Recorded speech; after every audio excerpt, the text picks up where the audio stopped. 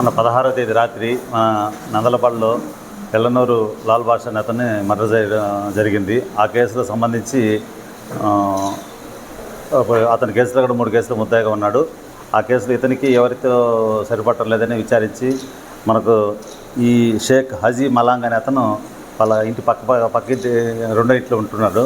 అతనికి వాళ్ళకు గతంలో ఉన్న విభేదాల కారణంగా మాకు వచ్చిన రావణ సమాచారం మేరకు చూసి అతన్ని విచారించడం జరిగింది. ఇతను మలాంగ్ కూడా గతంలో 307 కేసు 2021లో 307 IPC కేసులో ముద్దాయిగా ఉన్నాడు. అతనిపైన రౌడీ షీట్ కూడా ఉంది.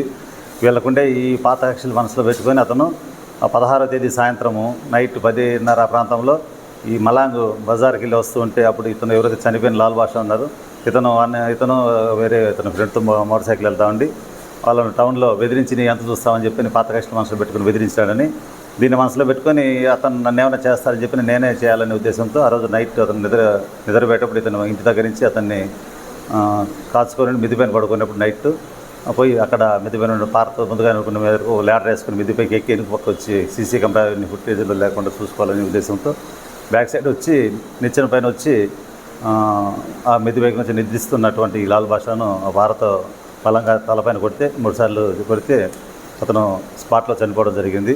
దానిపైన వాళ్ళ తమ్ముడు హుస్సేన్ ఇచ్చిన కంప్లైంట్ తీసుకొని కేసు నమోదు చేసి విచారిస్తే ఇతను పాత కేసుల మనసులో పెట్టుకుని ఈ విధంగా చేసినని చెప్పి నిర్ధారణకు వచ్చి అతన్ని అదుపులోకి తీసుకొని విచారించి ఈరోజు ఈవినింగ్ అరెస్ట్ చేయడం జరిగింది. అతన్ని రేపు కోర్టుకు ప్రొడ్యూస్ చేస్తాం. ఇంకా ఈ పాత కేసుల మనసులో పెట్టుకుని చేసినట్టుగా ఇది ఎట్లాంటి రాజకీయ కోణం లేదు ఇందులో. వీళ్ళు ఇద్దరు కూడా బ్యాడ్ హ్యాబిట్స్ ఉండి దొరలలోనే ఈ విధంగా ఉండి ఒకరికొకరి కాకుండా ఈ నేరం జరిగిందని చెప్పి తెలిసింది.